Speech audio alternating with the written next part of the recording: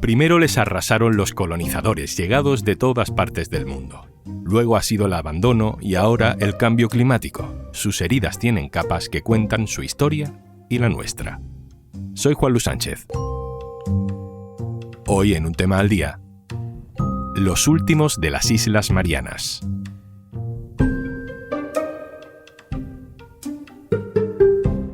Una cosa antes de empezar.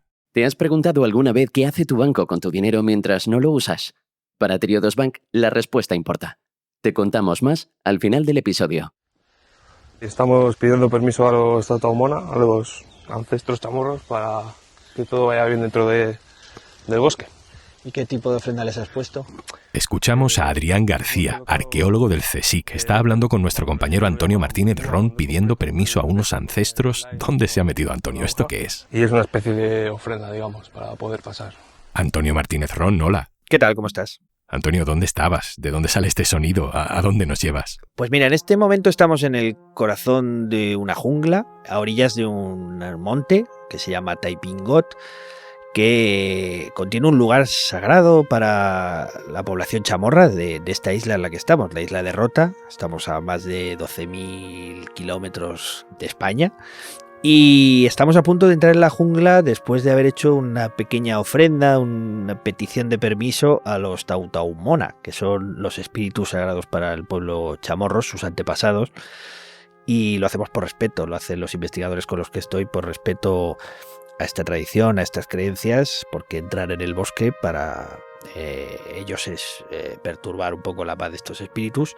Y vamos a subir durante los próximos minutos, más de una hora de ascenso a través de la jungla, hasta el yacimiento que María Cruz Berrocal y su equipo de arqueólogos españoles del INCIPIT, un centro del CSIC, encontraron en el año 2022. Y es el arranque de una bonita historia. La isla de Rota es una isla muy pequeña, tiene como 15 kilómetros de longitud por 8 de ancho en las partes más extremas. Es un lugar que está en las puertas del Océano Pacífico. Es un lugar especial porque aquí, en el archipiélago de las Marianas, donde está Rota, está justo al norte de Guam. Este lugar pues tiene un punto de interés desde el punto de vista geológico. Es el lugar donde todo el mundo recuerda la fosa de las Marianas, donde la gran placa del Pacífico se está subduciendo por debajo de la placa del Asiático. Eso es lo que produce ese pedazo de fosa de más de 11 kilómetros de profundidad. Y ha situado estas islas volcánicas, este archipiélago, que es un archipiélago alargado, lo ha situado como una especie de balcón hacia el Pacífico. Es el primer lugar al que llegan las culturas austronesias, que llegan presuntamente desde Taiwán, desde el continente asiático, navegando más de 2.000 kilómetros hasta aquí. Se quedan a las puertas del Pacífico. Y es el lugar al que después los europeos, y en concreto la expedición de Magallanes, llegarían por primera vez después de dar la vuelta por el otro lado, pasando por el sur de África y cruzando el Pacífico. Llegaron cuando ya estaban desesperados y no encontraban un sitio donde poder repostar, recobrar fuerzas, reponer agua. En el momento en que Magallanes desembarca con su tripulación aquí, vienen absolutamente desesperados. Es el primer lugar del Pacífico en el que se encuentran, y los chamorros, los indígenas originales de estas islas, entran en el barco y empiezan a tomar objetos, sobre todo de hierro, porque les llama la atención. Hay una larga tradición en las islas del Pacífico entre estas culturas como de hospitalidad.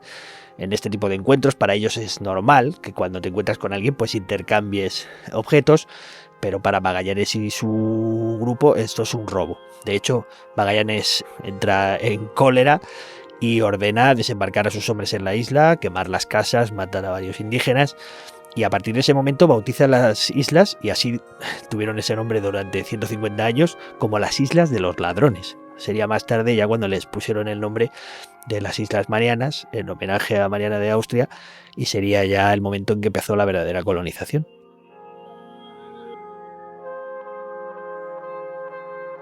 La isla de Rota no solo estuvo colonizada por los españoles durante más de 300 años, sino que después, a partir del siglo XX, fue sucesivamente colonizada por otros visitantes, otros alienígenas. En este caso fueron los japoneses, los alemanes y finalmente los estadounidenses, que siguen estando allí, utilizándolo también como un centro de recursos, porque es una base militar, básicamente. Antonio, has dicho alienígenas. ¿Quiénes son los alienígenas? A ver, la idea de alienígenas no es mía, es una expresión de la propia María Cruz Berrocal cuando me cuenta que para los habitantes originales de estas islas el encuentro con los occidentales y con Magallanes y demás fue como lo que nosotros podemos pensar como tener contacto con una civilización alienígena. Hablan idiomas distintos, tienen formas distintas de concebir el mundo y hay un choque muy grande entre estas dos formas de cultura, ¿no? Y una visión que además les pasa por encima de alguna manera, porque la cultura chamorra queda impregnada de estos 300 años de historia hasta el punto de que buena parte de su lenguaje está plagado de palabras en español que han quedado como fosilizadas en su forma de expresarse. Nosotros, o bueno, más bien nuestros antepasados, seríamos esos alienígenas y ellos son los chamorros. ¿Qué son los chamorros, exactamente? Los chamorros son los supervivientes de todo este impacto en el Pacífico, en esta zona concreta, en lo que son las Islas Marianas y algunas islas que están más al sur. Es una cultura austronesia que venía de navegantes, que eran grandes constructores de barcos, como documenta el propio Magallanes cuando llega a la isla, y han estado intentando mantener viva su tradición, a pesar de que tanto los españoles con la imposición de la cultura de la religión católica, como los japoneses que pasaron por allí además con manera bastante cruel, pues se les han intentado despojar de su propia cultura e imponerles otras formas de vida, ¿no? A pesar de todo, ellos mantienen este punto de autenticidad y son realmente pues lo mejor que se puede llevar uno cuando va a las Islas Marianas, porque es una gente extraordinaria.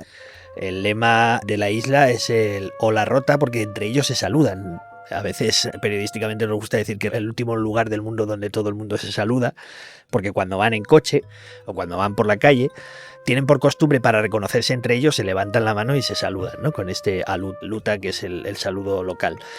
Básicamente esta costumbre, según me contó la alcaldesa de Rota, nació como autodefensa contra la invasión de los japoneses en la isla a lo largo del siglo XX. Como ellos, que tuvieron un comportamiento bastante cruel con los chamorros, se saludaban inclinándose entre sí, esta costumbre tan japonesa, tan conocida, los habitantes de Rota decidieron distinguirse entre sí mediante un saludo especial, que era el de levantar la mano cuando se veían uno al otro. De esa manera se reconocían y se daban cuenta, bueno, se advertían de que eran amigos, ¿no? De que no eran japoneses, básicamente. Y eso se ha mantenido. 1, 2, 3, 4, 5, 6. Yeah. 7, 8, 9, 10. That are your numbers in Chamorro? Yes. That are Spanish numbers? Bueno, una de las vivencias más divertidas de esta aventura, de estos 10 días allí en las Marianas, sobre todo en Rota, ha sido el conocimiento del idioma chamorro, ¿no? La sorpresa que te llevas, porque cuando ellos hablan en chamorro tú no entiendes nada, pero de repente hay palabras por ahí sueltas que dices, esto me suena, hay una palabra ahí que reconozco, claro, porque lo que te decía, se quedó plagada de palabras en español hasta el punto, pues eso, de que los platos de cocina, muchísimos de ellos, son perfectamente reconocibles. Uno de los que nos sirvieron, que para mí fue el que más me gustó, era caldo carne. Con lo cual inmediatamente te remite a cosas que conoces, ¿no? El azúcar es azúcar y así un montón de comidas. De hecho, hablando allí con Eloy Ayuyu, que me hice bastante colega de él porque era muy simpático, del Servicio Municipal Forestal, vio mi reacción ante las palabras en español y empezó a recopilar, y cada vez que se acordaba de alguna me la volvía a decir, viendo las risas que me provocaba, lo hacía una y otra vez, ¿no? Una de las veces me invitaron a comer con ellos, el grupo de trabajadores municipales chamorros, mientras visitábamos la jungla, y en ese momento de repente empezamos a hablar de la comida que tienen allí preparada y claro, todo era súper familiar. Pan de leche. Pan de leche, yeah. Oh, yeah. And the chicken, how is cooked? Adobo. Adobo, Yeah. in adobo. Those are Spanish words, you know it. Yeah. Arroz caldo. Arroz caldo. No? Yeah. Yeah. Yeah. Estofado. Estofado. Yeah. Y lo más gracioso es cuando en un momento dado ya me decían palabras que se les ocurrían que podían ser españolas y acertaban, por ejemplo, calzoncillos. Yo decía, pero es que esto se ha quedado allí, ¿no? Y en un momento dado les pregunto cómo dicen Navidad o cómo dicen cumpleaños, y cumpleaños sigue siendo exactamente igual, pero no solo eso, sino que me cantaron el feliz cumpleaños. Y bueno, no era mi cumpleaños, pero me hizo muchísima ilusión. Viva cumpleaños, viva cumpleaños, viva cumpleaños Antonio, viva cumpleaños. Oh my God. Thank you. It's not my birthday, man. Anyway. Esta gente que te canta cumpleaños feliz, Antonio, y que sabe decir adobo, estofado, no solo han vivido siglos de colonización, ¿no? Es que también han sufrido y cada vez más una convivencia difícil con la naturaleza y con el cambio climático. A ver, la naturaleza aquí es muy violenta. Tienes la sensación de estar en un lugar muy extremo porque está muy expuesto a las condiciones meteorológicas del Pacífico, que ahora además con el cambio climático pues están recibiendo un tifón, super tifón detrás de otro y se les avecina el posible super niño en el horizonte. Y de hecho los efectos del calentamiento global allí son evidentes. La alcaldesa de Rota, que es del Partido Republicano, no te lo esconde. Allí no hay negacionistas del clima. Ellos saben perfectamente que están en la primera línea de esta guerra, que se tienen que preparar muy bien para ser autosuficientes, tomar medidas, y notan cambios clarísimos, como por ejemplo que la temperatura del agua ha subido muchísimo en los últimos años, que las aguas en algunas zonas de la isla están más altas, que están erosionando las costas, como pasa en otros lugares, y que la violencia y sobre todo la duración de los tifones es mucho mayor que antes. En el caso del Sinlaku, el tifón duró 4 días, se quedó 4 días azotando la isla, cuando los locales me comentaban que lo normal es que pase durante una noche, que esté unas horas azotando la isla y luego se marche, que es lo que ha pasado por ejemplo con Babi. Pero con Sinlaku estuvieron 4 días y los testimonios de las personas que estaban allí eran que no dan crédito a lo que está pasando y se dan cuenta de que están en un sitio muy vulnerable a los cambios por el calentamiento global. Antonio, seguro que te has encontrado paisajes increíbles, islas preciosas y nos podrías contar más sobre ellas, pero creo que también te has encontrado escenas posapocalípticas, ¿no? ¿Qué has visto? Rota es un lugar efectivamente que parece a veces una película de zombies, en el sentido de que la crisis económica les ha azotado muy fuertemente. A partir del año 2000, algunas compañías aéreas japonesas empezaron a dejar de volar a la isla y los grandes hoteles, el turismo, que era una manera de subsistencia principal en la isla, dejó de ir. De hecho, hay unos grandes hoteles, grandes resorts que pudimos visitar que están pues como en una película de terror, están abandonados, se han quitado todos los mobiliarios y allí solo viven las arañas y algunos pájaros que anidan allí, ¿no? Y si tú lo ves, pues eso parece un poco una versión tropical del Resplandor. El lugar está en decadencia precisamente por estas condiciones extremas que está expuesto, pero también por las condiciones de colonización a las que ha sido sometida. Es un lugar en el que la propia población es carne de cañón. Todos los habitantes con los que hablabas te contaban que tenían algún hijo en el ejército destinado en algún lugar remoto con el ejército de Estados Unidos y que tenían miedo de lo que les pudiera pasar, pues en lugares como Libia, como Afganistán, como Jordania, etcétera. Y a la vez, pues es una isla sin recursos propios, dependen de lo que les traigan de fuera, ¿no? Entonces, en ese sentido, claro, el abandono es cada vez mayor, la gente joven no quiere quedarse, no quiere hablar chamorro, se está perdiendo la cultura. El que no se queda en el ejército se va afuera de las islas a vivir y ves un montón de casas abandonadas, derruidas, comidas por la vegetación. Es un poco como la isla de perdidos, ¿no? De hecho, la vegetación es, digamos, imparable. En cualquier momento que te descuidas te vuelve a tragar. Y entonces, claro, por eso los arqueólogos me contaban que cada vez que entran en la selva, que es ese lugar que nosotros en nuestra visión occidental pensamos que es una especie de paraíso original o el Edén, en realidad es un lugar en el que han estado llegando las oleadas de visitantes uno tras otro y a todos se los ha comido la selva, ¿no? En cuanto excavas te encuentras los restos de coches que fueron comidos por la vegetación, te encuentras los cañones japoneses que estuvieron distribuidos por toda la isla, porque ayer en la Segunda Guerra Mundial hubo muchísima actividad, muchísimos bombardeos. En realidad es un sitio profundamente modelado por la actividad humana. Hasta las propias especies vegetales que nos parecen originales, quitando algunas como las cicas y otras especies como los pandanos, que sí que llevan allí desde hace muchos siglos, otras han sido introducidas, y han sido introducidas por los españoles que las traían de América, y se dan paradojas como que la famosa flor del Pacífico, por ejemplo, que es la representativa que todas las mujeres en Tahití tienen en el pelo y demás, no es una flor original del Pacífico, es una flor traída de América, y así otras muchas cosas, ¿no?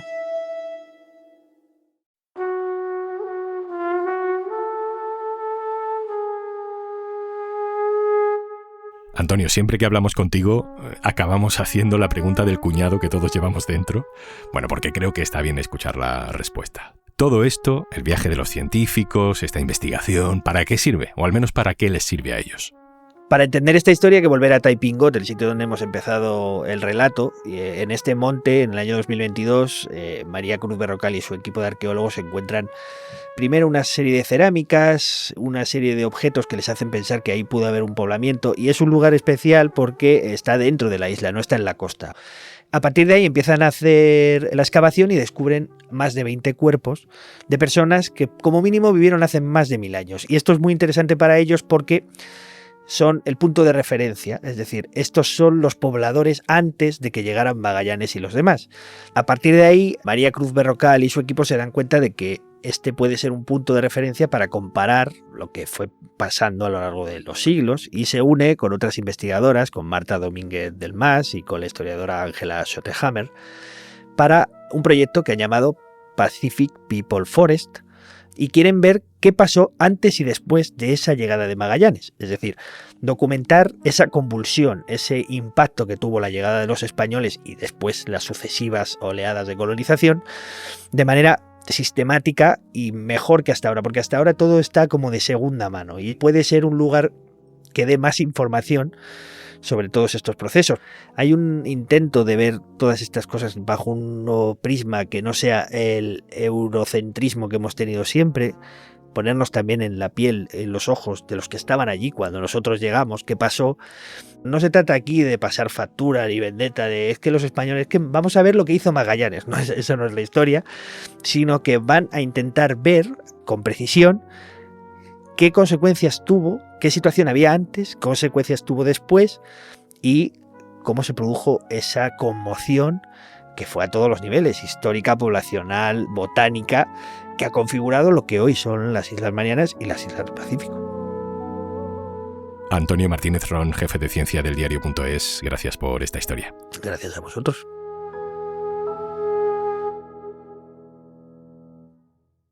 Y antes de marcharnos... Decidir dónde pones tu dinero también es decidir qué mundo quieres construir. ¿Dónde duermen tus ahorros? En Triodos Bank creemos que el dinero tiene un poder transformador. Aplicamos estrictos criterios de exclusión y, por ejemplo, no financiamos directamente la industria armamentística, ni casas de apuestas, ni combustibles fósiles. Y solo financiamos proyectos sociales, culturales y medioambientales. Tu ahorro impulsa proyectos de la economía real. Porque el dinero también puede hacer el bien. Únete al lado bueno. Únete a Triodos Bank. Más información en triodos.es. Esto es Un Tema al Día, el podcast del diario.es. Si te gusta lo que hacemos, necesitamos tu apoyo. Hazte socio, hazte socia en eldiario.es/Un Socio al Día. Este podcast lo producen Carmen Ibáñez, Marcos García Santonja, Lucía Martín y Zaskun Pérez. El montaje es de Pedro Nogales. Yo soy Juan Luis Sánchez. Mañana, otro tema.